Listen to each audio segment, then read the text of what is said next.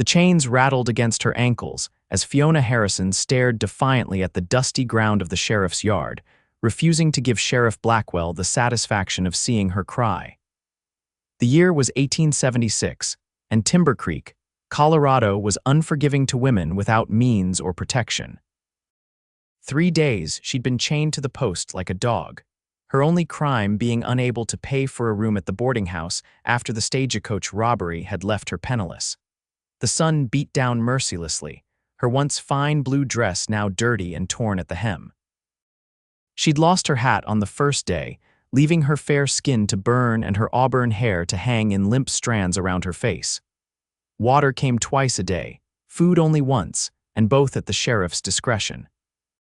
People passed by, some sneering, others averting their eyes in shame, but none stopping to help until him. Jackson Finlay pulled his horse to a stop outside the sheriff's office, his eyes narrowing at the sight before him. Standing 6'2" with shoulders broad from years of hard work, he cut an imposing figure against the late afternoon sun. Dust coated his worn leather boots and denim pants, evidence of the long trail he'd ridden from his ranch 10 miles outside of town. What in God's name? He muttered, swinging down from his sorrel stallion. The woman looked half dead, her wrists raw from the iron cuffs. Fiona raised her head slightly, just enough to take his measure through swollen, sunburned eyelids. Another man come to gawk, she thought bitterly. But something in his purposeful stride toward the sheriff's office gave her pause. Inside, Sheriff Blackwell looked up from his desk, cigar clenched between yellowed teeth. "Finlay," he acknowledged with a nod. "What brings you to town? Cattle business." "What brings me is the woman you've got chained up outside like an animal," Jackson said, not bothering with pleasantries. "Since when does Timber Creek treat people that way?" Blackwell leaned back in his chair, boots propped on the desk. "That ain't people, that's a vagrant. Found her sleeping in the livery 3 nights back. No money, no kin, no prospects. $5 fine or 10 days in the yard." 10 days. Jackson's voice was dangerously quiet. "In this heat, law's the law," Blackwell shrugged. "Teach others to pay their way." Jackson stared at the man he'd known for 5 years, seeing him clearly for the first time. Without a word, he reached into his pocket, pulled out a leather wallet, and counted 5 silver dollars onto the desk with deliberate precision. "Consider her fine paid," he said. "And I'll be taking her with me." Blackwell's eyebrows shot up. "You taking responsibility for her? She could be a thief or worse." "I'll take my chances." Jackson's tone left no room for argument. "Now get those chains off her before I decide to have a word with Judge Peterson about your methods." The threat worked. The sheriff grabbed his keys and followed Jackson outside. Fiona watched their approach through half-closed eyes, too weary and dehydrated to fully comprehend what was happening. "Looks like today's your lucky day, miss," Blackwell said, unlocking the shackles. "Mr. Finlay here has paid your fine and is taking you off my hands." Fiona's legs buckled as the chains fell away. Jackson moved quickly, catching her before she hit the ground. She was lighter than he expected, fragile in his arms despite the fire he'd glimpsed in her eyes. "I don't need your charity," she whispered hoarsely, struggling weakly. "It's not charity," Jackson replied, lifting her as if she weighed nothing. "It's basic human decency, something in short supply around here, it seems." He carried her to the water trough, setting her gently on its edge. He dipped his bandana in the water and offered it to her. "Small sips," he cautioned. "Too much too fast will make you sick." Fiona hesitated, pride warring with desperate thirst. "Thirst one." She took the cloth, pressing it to her cracked lips, the cool moisture heavenly against her parched mouth. "Why?" she managed after a moment. Jackson studied her face beneath the dirt and sunburn. He could see delicate features, high cheekbones, and eyes the color of summer sage. "Because it's what my pa would have done," he answered simply. "And because no one deserves to be treated like that, no matter what they've done." "I didn't steal anything," she said, her voice gaining strength. "The stagecoach I was on was robbed. They took everything, my money, my trunk, everything I owned." "I believe you," Jackson said, and was surprised to find he meant it. There was something in her bearing, even in her current state, that spoke of education and breeding. "Do you have somewhere to go? Family waiting?" Fiona shook her head, wincing at the movement. "No.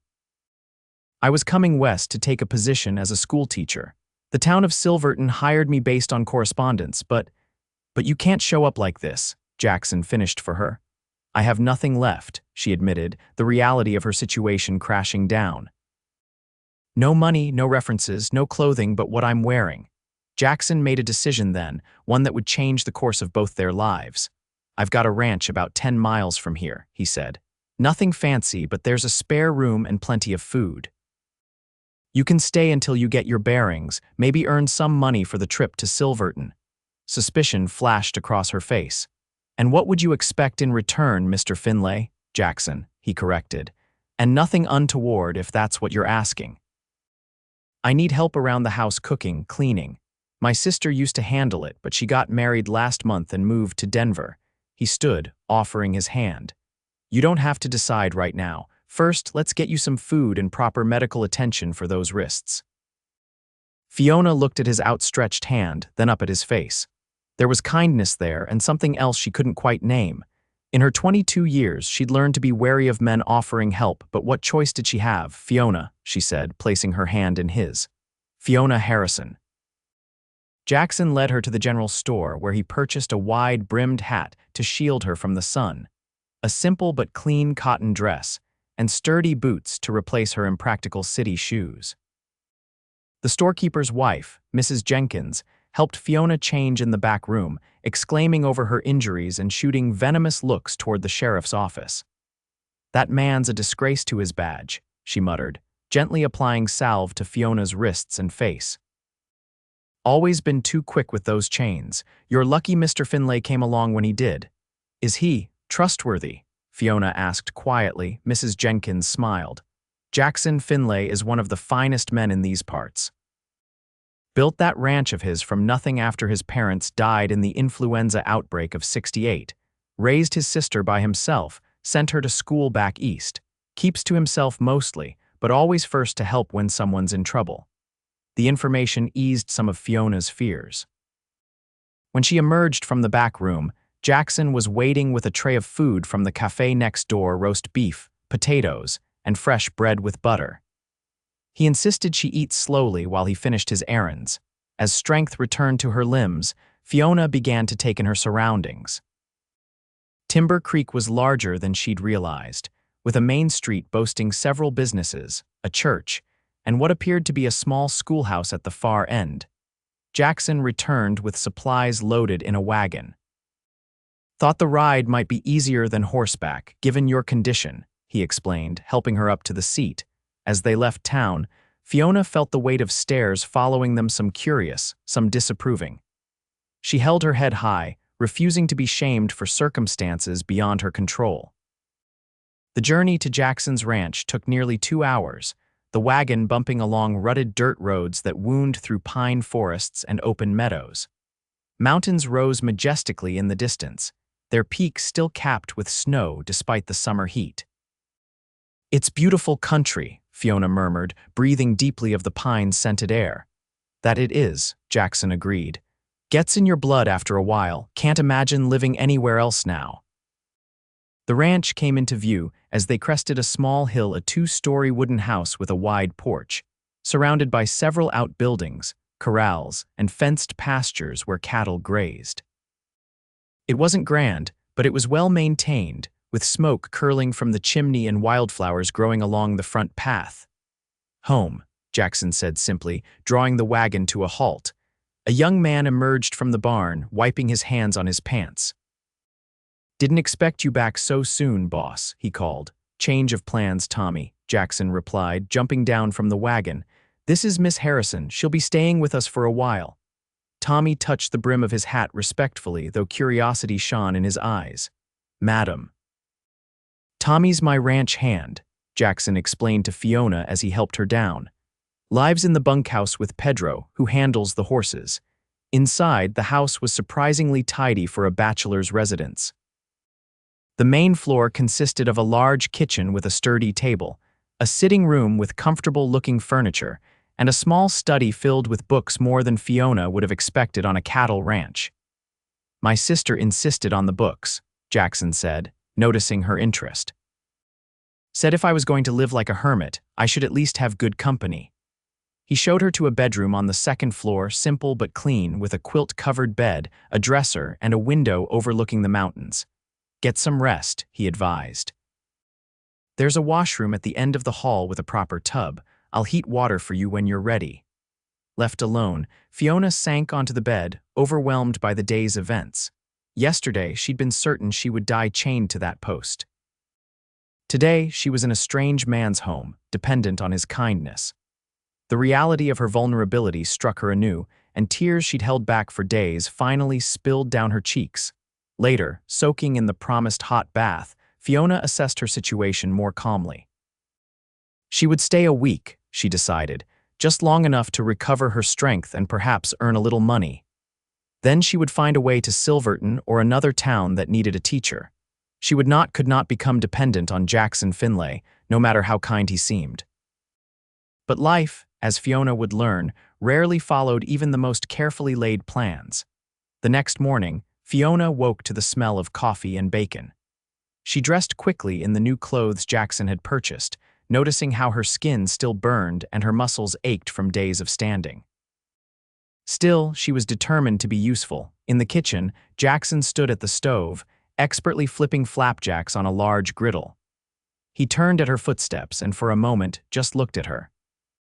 The new dress, though simple, fit her well, and with her hair washed and brushed, the true auburn color shone in the morning light streaming through the windows. "You look better," he said finally. "How do you feel?"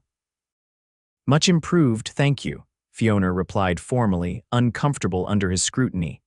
"Please let me help with breakfast." Jackson stepped aside, allowing her access to the stove. Their hands brushed as he passed her the spatula, and Fiona felt an unexpected jolt at the contact. She busied herself with the flapjacks, acutely aware of his presence as he poured coffee for them both. "I've been thinking about your situation," Jackson said as they sat down to eat. "There's no school teacher in Timber Creek right now. Last one left 3 months ago to get married. Children are running wild or being taught at home." Fiona paused, fork halfway to her mouth. "Are you suggesting?" "Just a thought. Might be a way for you to earn money while you recover, decide what you want to do next," he shrugged. "Town council's been dragging their feet finding a replacement. You said you were qualified." "I am," Fiona confirmed. "I graduated from the Teachers College in Boston 2 years ago. I've been teaching in Philadelphia since then." "What brought you west?" Jackson asked, genuinely curious. Fiona's expression closed slightly. A desire for change, the opportunity to build something new. Jackson sensed there was more to the story but didn't press. Everyone had things they preferred not to discuss, himself included. "I could speak to Reverend Miller," he offered instead. "He heads the town council. They might be willing to give you a trial period." Hope flickered in Fiona's eyes, quickly tempered by practicality. "The sheriff has already labeled me a vagrant. Who would entrust their children to someone they first saw chained in the street?" "People around here form their own opinions," Jackson said, "and they're desperate for someone with proper education. At least consider it." "I will," Fiona promised. "But in the meantime, I intend to earn my keep here. What needs doing today?" Jackson looked like he wanted to argue that she should rest longer, but something in her determined expression stopped him. "The garden could use weeding," he said finally, "but only if you stay in the shade and drink plenty of water." The next few days established a rhythm. Fiona spent mornings helping in the house, cooking, cleaning, mending clothes that had clearly needed attention for some time. Afternoons were devoted to the garden, which she discovered had been her predecessor's pride. Under her care, it began to recover from weeks of neglect. Jackson watched her transformation with quiet amazement. The fragile woman from the sheriff's yard was revealing herself to be remarkably resilient. Though clearly unaccustomed to ranch work, she tackled each task with determination, never complaining despite the lingering effects of her ordeal. For her part, Fiona found herself studying Jackson when he wasn't looking. He was not what she'd initially assumed. Though undeniably rugged from years of outdoor work, there was an unexpected gentleness to him, particularly evident in how he handled animals and spoke to his ranch hands. And then there were the books she discovered him reading Shakespeare by lamplight one evening, completely absorbed in The Tempest. On the 4th day, Jackson returned from town with news. Spoke to Reverend Miller, he announced over dinner. He wants to meet you. Says if you're half as qualified as I claimed, they'd be fools not to at least consider you for the teaching position. Fiona put down her fork. You did that for me. Even after I said I wasn't sure, figured it couldn't hurt to have options, Jackson replied. Meetings tomorrow afternoon if you're willing. That night, Fiona sat on the edge of her bed, staring at her reflection in the small mirror above the dresser. The sunburn had faded to a light tan, and proper food had begun to restore the fullness to her face. But it was her eyes that showed the most change. There was hope there now, where before there had been only resignation and fear. Could she really start over here? Build a life in this rough-edged town that had first shown her its cruelest face? And what of Jackson Finlay, the quiet rancher who'd rescued her without expectation of reward? She'd caught him looking at her sometimes, when he thought she wouldn't notice. Not with the leering assessment she'd endured from other men, but with something like wonder, as if she were a puzzle he couldn't quite solve. It unsettled her, not because it was threatening, but because it stirred feelings she'd sworn never to indulge again.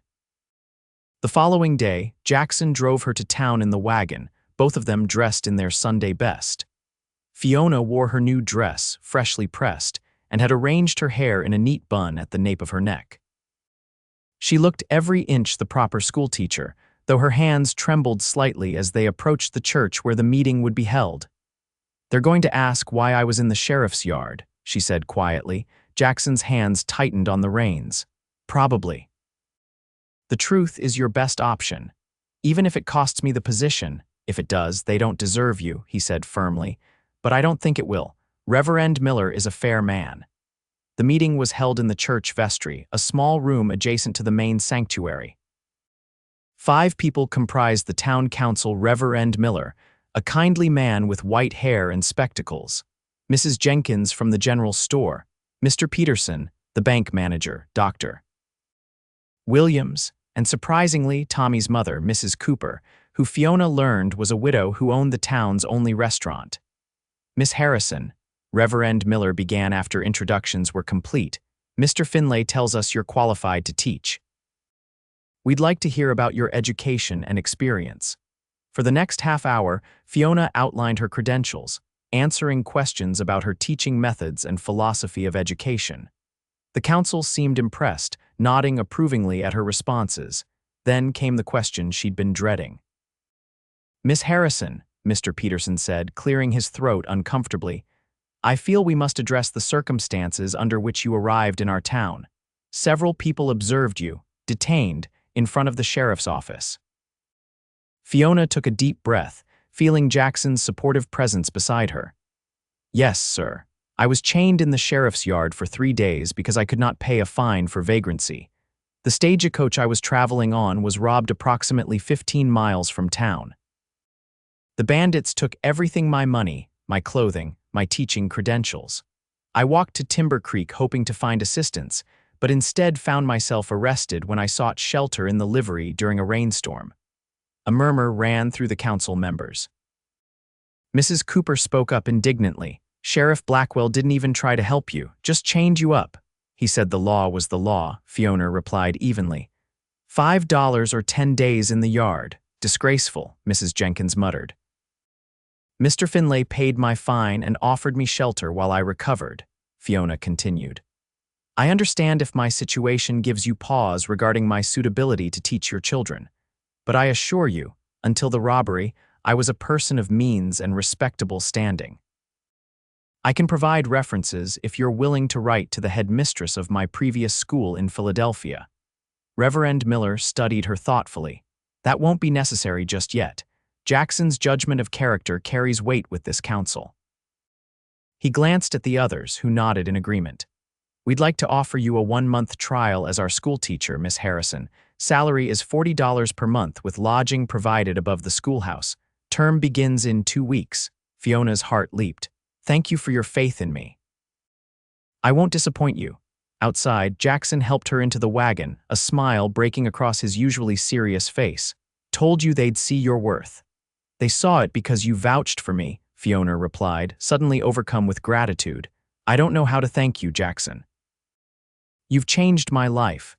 "You're doing that yourself," he said. "I just opened a door." As they drove back to the ranch, Fiona felt lighter than she had in months, a chance to start fresh, to do the work she loved, and yet, mixed with her elation was an unexpected pang. In 2 weeks, she would move to town, leaving Jackson's ranch, leaving Jackson. The thought disturbed her more than it should have. The next 10 days passed in a flurry of activity. Fiona split her time between helping at the ranch and preparing for the school term. Jackson took her to examine the schoolhouse, a simple one-room building with rows of desks, a pot-bellied stove, and shelves of outdated textbooks. The living quarters above were sparse but clean, with a small bedroom, sitting area, and basic kitchen. "It's perfect," Fiona declared, already planning how to arrange things. Jackson looked less convinced. "It's awfully small." "It's more than enough for one person," she assured him, "and it's right in town, close to everything I'll need." Jackson nodded, though something in his expression suggested he wanted to say more. Instead, he helped her make a list of supplies the school needed, offering to order them on the ranch's account. "The council should pay for those," Fiona protested. "They will," Jackson said. "Eventually. But bureaucracy moves slowly, and you need these things now." His generosity continued to humble her. Each day revealed new facets of this man who'd rescued her: his patience with young Tommy, his gentle handling of a new foal born on the ranch, his dry humor that emerged when he was most relaxed. One evening, a week before she was due to move to town, Jackson found Fiona on the porch, watching the sunset paint the mountains in shades of purple and gold. "Beautiful, isn't it?" he said, settling into the chair beside her. "I've never seen anything like it," she admitted. "Philadelphia has its charms, but nothing compares to this." A comfortable silence fell between them. Finally, Jackson spoke, his voice hesitant in a way she'd never heard before. "Fiona, there's something I've been meaning to ask." He paused, searching for words. "Why did you really leave Philadelphia?" The question hung in the air between them. Fiona stared at the darkening landscape, debating how much to reveal. Trust, she realized, worked both ways. Jackson had trusted her from the beginning, with no reason except his own instincts. "I was engaged," she said finally. "To the son of the school's benefactor. It was expected. Charles was charming, well-connected. Everyone thought it a perfect match." Jackson waited silently for her to continue. "6 weeks before the wedding, I discovered he had another life: a mistress, gambling debts, unsavory associates. When I confronted him, She touched her cheek, unconsciously remembering. "He showed me a side of himself I hadn't seen before. Said once we were married, I'd learned to keep my opinions to myself." Jackson's hands gripped the arms of his chair, knuckles white. "I broke the engagement that night," Fiona continued. "His father was furious, threatened to have me dismissed from the school to ruin my reputation. I resigned before he could fire me and answered the advertisement for Silverton the next day. I needed to go somewhere no one knew me, where I could start fresh." "I'm sorry," Jackson said quietly. "No one should be treated that way." Fiona turned to look at him. "That's why what you did, taking me from that post without asking anything in return, it meant more than you can know." Their eyes held for a long moment, something unspoken passing between them. Then Jackson reached out slowly, giving her time to pull away, and brushed a strand of hair from her face. His touch was feather-light, almost reverent. "You deserve better than what life's given you so far," he said, the tenderness in his voice wrapped around her like a blanket. For the first time in months, Fiona felt truly safe.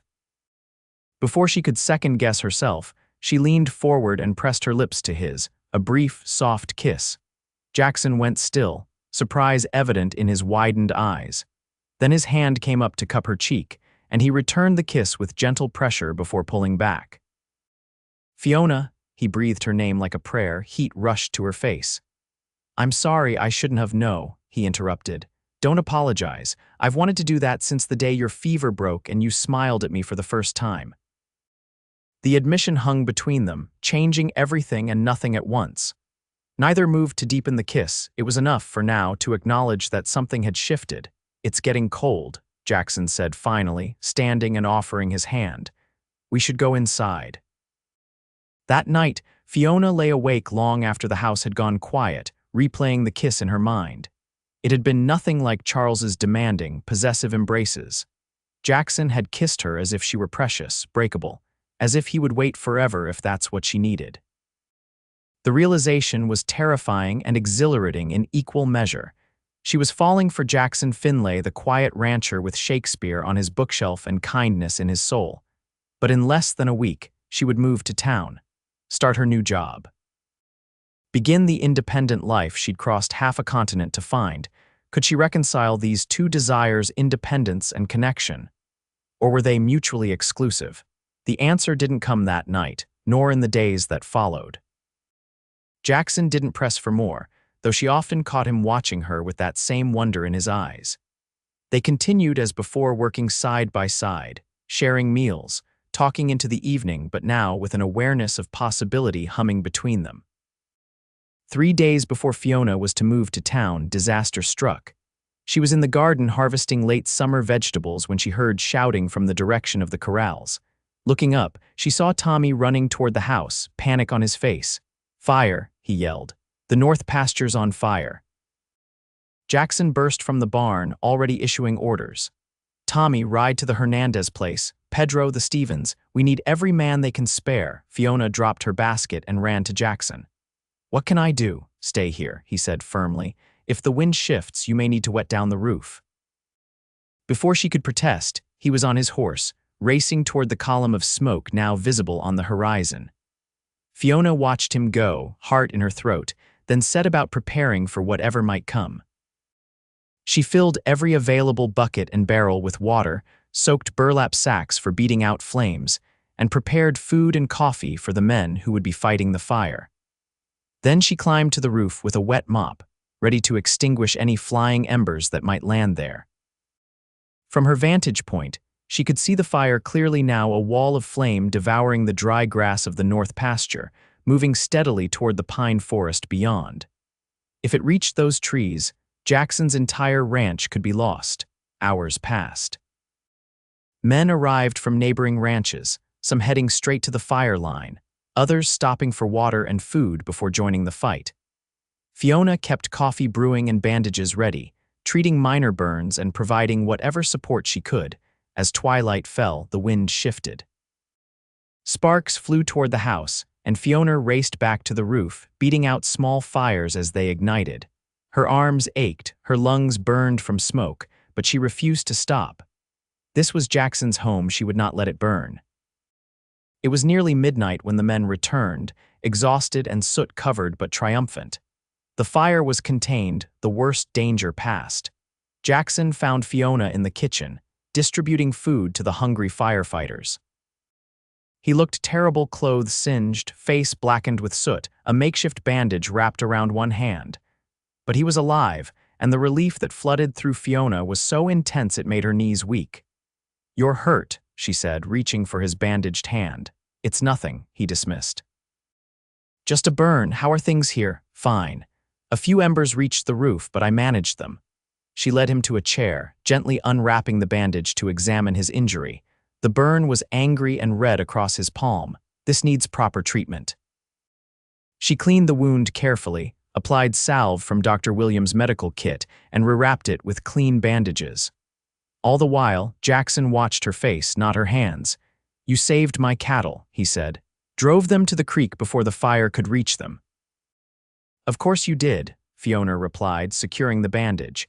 "You wouldn't abandon them. Lost some fencing, part of the north pasture, could have been much worse." He flexed his hand cautiously. "Thank you for holding down the fort here." "We make a good team," Fiona said softly. Jackson's eyes held hers. "We do." The moment stretched between them, full of unspoken words. Then someone called for Jackson from outside, and the spell was broken. The next morning revealed the full extent of the damage: acres of blackened pasture, miles of destroyed fencing, a small storage shed reduced to ashes.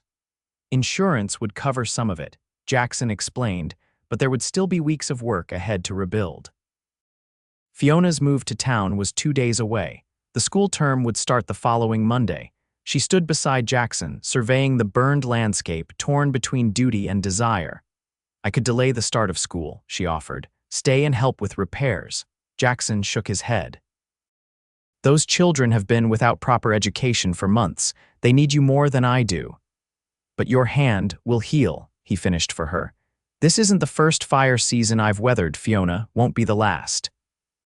She knew he was right, but it didn't ease the guilt she felt at leaving him to manage alone. I'll come back on weekends, she promised. Help however I can. Jackson smiled, though it didn't quite reach his eyes. I'd like that. The day of Fiona's departure arrived with clear skies and a crisp autumn breeze. Jackson loaded her few belongings into the wagon, the clothes he'd bought her, books borrowed from his library, preserves from the garden they'd tended together.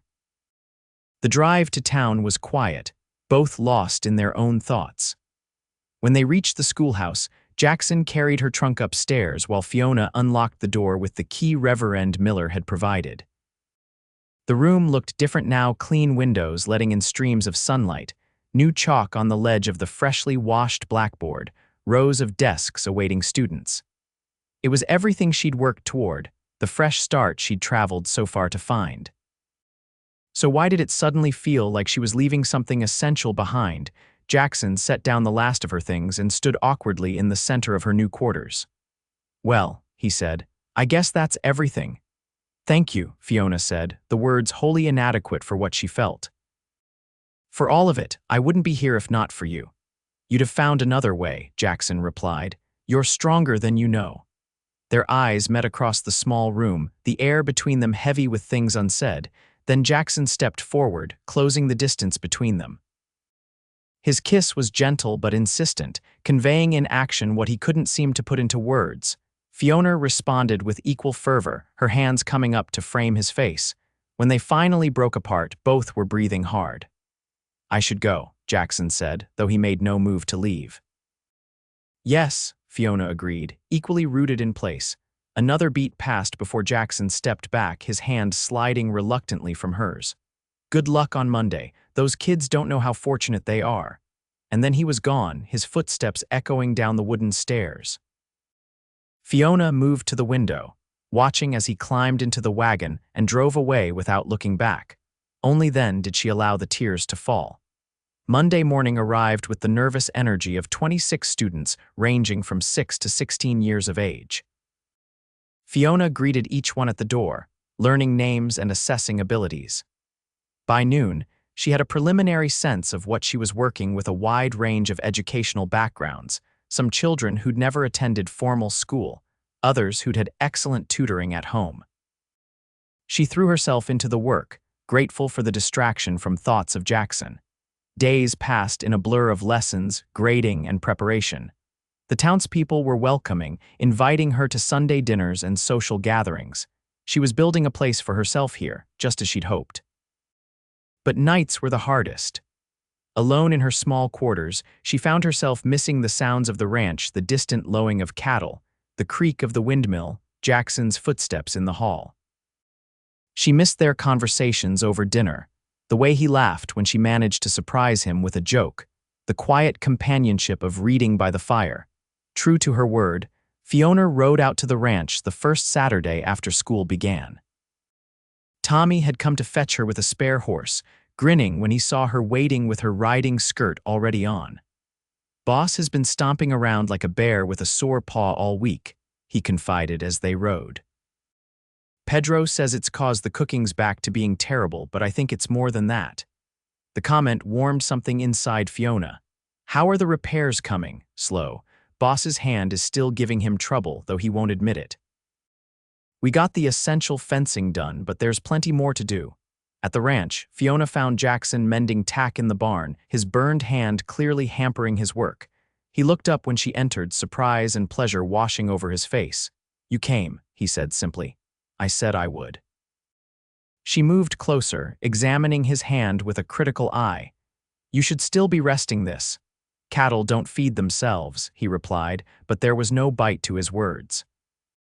They fell back into their old pattern with surprising ease, Fiona cooking while Jackson finished chores, then sitting down to a meal together.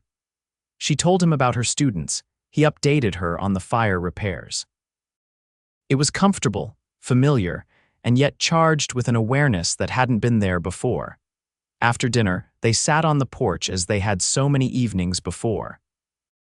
The night was cool enough now for Jackson to build a small fire in the outdoor pit, its flames casting dancing shadows across the wooden planks. "How is town treating you?" he asked. "Well enough," Fiona replied. "The children are eager to learn for the most part. Parents have been supportive." "And the living quarters, comfortable?" she nodded. "Adequate." A silence fell between them, not entirely comfortable. "I miss this place," Fiona admitted finally, "more than I expected to." Jackson looked at her, firelight reflecting in his eyes. "The place or the people?" "Both," she said honestly, "mainly one person in particular." The confession hung in the air between them. Jackson reached for her hand, his calloused fingers entwining with hers. "I've missed you too," he said quietly. "The house feels empty without you in it." Fiona's heart quickened. "Jackson, you don't have to say anything," he interrupted gently. "I understand your need for independence. After what happened in Philadelphia, it makes sense you'd want to stand on your own." "It's not just that," Fiona said. "I made a commitment to those children, to the town. I can't abandon that responsibility on a whim." "I'd never ask you to," Jackson assured her. "Your dedication to teaching is part of why I—" He trailed off, seemingly afraid to voice the words. "Part of why you what?" Fiona pressed. Jackson took a deep breath. "Part of why I'm falling in love with you." The words, so simply stated, struck Fiona with the force of revelation. She'd known her own feelings were deepening, but hearing his confession laid bare sent a rush of emotion through her so powerful she could barely speak. "I don't expect anything from you," Jackson continued in her silence. "I just wanted you to know. When I saw you chained in that yard, something in me recognized something in you. I can't explain it better than that." Fiona found her voice at last. "I feel it too," she whispered. "This connection between us, it terrifies me, Jackson. I thought I knew what love was before with Charles, but it was nothing like this." "What we have is different," he agreed, "built on respect, not possession." "But how can it work?" Fiona asked, giving voice to her fears. "I'm committed to teaching, at least through the school year. You're here, rebuilding after the fire." Jackson squeezed her hand. "We'll figure it out, one day at a time." They sealed the promise with a kiss, deeper and more certain than those they'd shared before. When they parted, Fiona rested her forehead against his, breathing in the moment. "I should go back tomorrow," she said reluctantly. "Papers to grade before Monday." "I know," Jackson replied. "I'll drive you." That night, Fiona lay awake in her old room at the ranch, thinking about crossroads and choices. She'd come west seeking independence, a life defined by her own terms rather than others' expectations. She'd found that, but also something she hadn't been looking for: a man who saw her strength and her vulnerability, and cherished both equally. Could she have both? The career she'd trained for, the independence she'd fought for, and the love that had found her unexpectedly. The next few weeks established a pattern. Fiona taught during the week, giving her students everything she had. Weekends were spent at the ranch, helping with ongoing repairs and simply being with Jackson. They took things slowly, learning each other, building trust. Word spread through town about their relationship. There were a few raised eyebrows: the schoolteacher and the rancher who'd rescued her from the sheriff's chains, but most people seemed pleased. Mrs. Cooper told Fiona over tea that she hadn't seen Jackson so happy since before his parents died. As autumn deepened toward winter, Jackson began making regular trips to town midweek, ostensibly for supplies, but always finding time to visit the schoolhouse. Sometimes he brought fresh eggs or vegetables from the ranch. Other times, he simply sat in the back of the classroom, watching Fiona teach with undisguised admiration. After one such visit in late October, Jackson lingered until the students had gone. "You're a natural with them," he observed, helping her clean the blackboard. "Even that Turner boy listens to you, and his father says he doesn't listen to anyone." Fiona smiled, pleased by the compliment. "He just needed someone to recognize his strengths. He's quite gifted with mathematics, though his reading lags behind." Jackson set down the eraser and turned to face her. "I've been thinking," he said, an unusual hesitancy in his voice, "about us, about the future." Fiona's heart skipped a beat. "Oh, this back and forth, it's working for now, but winter's coming, roads will be harder to travel. I don't like the thought of you alone in that small apartment when the snows hit." "I'll be fine," Fiona assured him. The schoolhouse is well built and there's plenty of firewood. I know you'd manage, Jackson said. You're the most capable woman I've ever met, but… He paused, gathering his courage. What if you didn't have to? Fiona stilled. What are you suggesting? Marry me, Jackson said simply. Not right away if you're not ready, but soon. Live at the ranch, continue teaching. I can drive you to town on school days. I make the trip often enough anyway. Fiona's mind raced. Marriage. It was what she'd once planned with Charles, but this felt entirely different. There was no social expectation driving the proposal, no family pressure or considerations of status. Just two people who had found something rare together. Jackson, she began carefully, are you certain? We've known each other barely 2 months. I've never been more certain of anything, he replied. When you know, you know. My father proposed to my mother after 3 weeks' acquaintance. They had 30 happy years together before the influenza took them. He took her hands in his. I'm not asking you to stop teaching. I'm not asking you to be anything other than exactly who you are. I'm just asking if you might consider sharing your life with mine. Tears pricked at Fiona's eyes. This man, this wonderful, thoughtful man, was offering her everything she'd ever wanted, a partnership of equals, love without conditions. Yes, she whispered, and then more strongly, yes, I'll marry you. Jackson's face broke into a smile of such pure joy that it took her breath away. He lifted her off her feet, spinning her around in the empty classroom, both of them laughing like children. When he set her down, his expression grew serious again. I don't have a ring yet, didn't want to presume. I don't need a ring, Fiona assured him, just you. Their kiss was a promise, a beginning. When they finally broke apart, Jackson rested his forehead against hers. When? He asked. Spring, summer. Fiona thought about the long winter ahead, about the cozy ranch house with its fireplace and bookshelves, about waking up next to Jackson every morning. Christmas, she decided. During the school break, just a small ceremony with the people who have become our friends here. Christmas it is, Jackson agreed, sealing the promise with another kiss. News of their engagement spread quickly through Timber Creek. Mrs. Jenkins immediately offered to help with wedding preparations. Reverend Miller promised the church would be decorated beautifully for the Christmas Eve ceremony.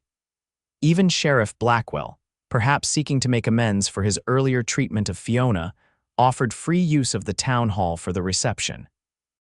As winter descended on the mountains, bringing the first heavy snows, Fiona found herself dividing her time between teaching, wedding preparations, and considering the adjustments their marriage would require. The ranch was a good 10 miles from town, a significant journey in winter conditions. But Jackson was already making plans, purchasing a covered sleigh for winter travel, and discussing the possibility of hiring an assistant for Fiona so she wouldn't have to make the trip every day in bad weather. Your education is too valuable to waste, he insisted, when she protested the expense. Those children need you. We'll make it work. 3 weeks before the wedding, as Fiona was closing up the schoolhouse for the day, an unexpected visitor arrived. A well-dressed man in his 50s stepped through the door, removing his hat as he entered. Miss Harrison, he inquired politely. I'm James Silverton, Superintendent of Schools for the Colorado Territory. May I have a moment of your time? Surprised, Fiona invited him to sit. Of course, Mr. Silverton. What brings you to Timber Creek? Reports of your excellent work here, he replied, settling into a student desk that seemed comically small for his frame. Word travels, even in these remote areas. The school board in Denver has taken notice of how quickly you've improved standards in this district. Pride warmed Fiona's cheeks. The children deserve credit. They're eager to learn. Nevertheless, it takes a skilled teacher to harness that eagerness. He leaned forward. Miss Harrison, I'll be direct. The Territory is establishing a teacher training college in Denver next fall. We need qualified instructors, people who understand both Eastern educational methods and the realities of teaching in the West. I'd like to offer you a position. Fiona blinked, momentarily speechless. A position, teaching other teachers, precisely. The salary would be substantial, $75 per month, with housing provided. You'd be helping shape education across the entire territory. It was a tremendous opportunity, exactly the sort of advancement she might have dreamed of when first heading west, before Jackson. before finding a home in this small mountain community. I'm honored, she said carefully, but I should tell you that I'm engaged to be married in 3 weeks. My fiancé owns a ranch outside of town. Mr. Silverton's enthusiasm dimmed slightly. I see, that does complicate matters. The position would require relocating to Denver. I thought it might, Fiona acknowledged. Well, the offer remains open, he said, rising. The college won't begin operations until next September. Perhaps your circumstances might allow for it by then. He handed her a card. Think it over. Write to me if you have questions or wish to discuss it further. After he'd gone, Fiona sat alone in the classroom, turning the card over in her hands. Denver. A prestigious position. Financial security beyond what she'd ever expected as a small-town teacher. But it would mean leaving Jackson, or asking him to leave the ranch he'd built with his own hands. Neither option seemed possible. That evening, when Jackson arrived to drive her to the ranch for the weekend, Fiona told him about Mr. Silverton's visit. She watched his face carefully as she explained the opportunity, the salary, the requirements. When she finished, Jackson was quiet for a long moment, his eyes on the snowy road ahead. You should take it, he said finally. What? Fiona couldn't hide her shock. But what about the wedding? The ranch, us. The wedding will happen, Jackson assured her. The ranch will be there and us. He glanced at her, eyes full of emotion. Fiona, I would never stand between you and your dreams. This is exactly the kind of opportunity you crossed half a country to find. But Denver is 100 miles away, she protested. We'd hardly see each other. So we'd adapt, Jackson said simply. I could come to Denver for part of the week. You could come to the ranch when you're not teaching. It wouldn't be easy, but we'd make it work. Fiona stared at him, overwhelmed by his selflessness. You do that, restructure your entire life around my career, in a heartbeat, he replied without hesitation. Just as you've been willing to adapt your life to accommodate the ranch, that's what partnership means, Fiona. Supporting each other's dreams, finding ways forward together. Tears blurred Fiona's vision. In that moment, she knew with absolute certainty that she'd found something rarer and more precious than any career advancement. She'd found a man who truly saw her as an equal, who valued her ambitions as highly as his own. I'm not taking the position, she said firmly. Fiona, it's not a sacrifice, she interrupted. It's a choice, my choice. I came west looking for independence, yes, but also for belonging. I've found both here in my classroom, in this community. She took his hand. With you, Jackson squeezed her fingers, his expression a mixture of love and concern. Are you certain? I don't want you to regret this later. I won't, Fiona promised. There will be other opportunities, maybe ones that don't require choosing between my work and our life together. Mr. Silverton said himself that they're expanding education throughout the territory. Who knows what might be possible in the future? That night, lying in her bed at the ranch, Fiona reflected on how far she'd come from the desperate woman chained in the sheriff's yard. She had regained not just her freedom and dignity, but had found purpose, community, and a love she'd never thought possible. The weeks before the wedding passed in a whirlwind of preparations. Mrs. Jenkins and several other town ladies helped Fiona create a wedding dress from fine fabric ordered specially from Denver. Jackson, with Tommy's assistance, expanded the master bedroom at the ranch, adding a sitting area with a desk where Fiona could work on lesson plans. Christmas Eve arrived with perfect weather, fresh snow blanketing the landscape, but clear skies allowing safe travel. The church glowed with candlelight, pine boughs and red ribbons adorning every pew. Nearly the entire town turned out for the ceremony, along with ranchers and their families from miles around. Fiona wore her new dress of ivory satin with lace at the collar and cuffs, her auburn hair arranged in soft curls beneath a veil borrowed from Mrs. Cooper. As she walked down the aisle alone, no family to give her away, she saw only Jackson waiting at the altar, his expression one of wonder and devotion. Reverend Miller spoke of commitment and partnership, of building a life centered on mutual respect and shared values. When it came time for the vows, Jackson took Fiona's hands in his. Fiona Harrison, he began, his voice steady despite the emotion evident in his eyes. When I found you chained in that yard, something told me you were meant to be part of my life. I didn't understand it then, but I do now. You bring light and purpose to every day. You challenge me to be better. I promise to cherish your independence as much as your companionship, to support your dreams alongside my own, to build a life where both of us can flourish. I love you, not just for who you are, but for who I become when I'm with you. Tears slipped down Fiona's cheeks as she responded with her own vows. Jackson Finlay, you saw me at my lowest moment and treated me with dignity when others showed only contempt. You offered help without expectation, respect without condition. You've shown me what real partnership looks like, not one person diminished so the other can shine, but two people lifting each other higher than either could climb alone. I promise to honor the trust you've placed in me, to face whatever challenges come our way with courage and faith, to create a home filled with love and learning. I love you with a fullness I never knew was possible. As Reverend Miller pronounced them husband and wife, Jackson drew Fiona into a kiss that held all the promise of their future together. The church erupted in applause, genuine joy reflected on the faces of people who had come to care for them both.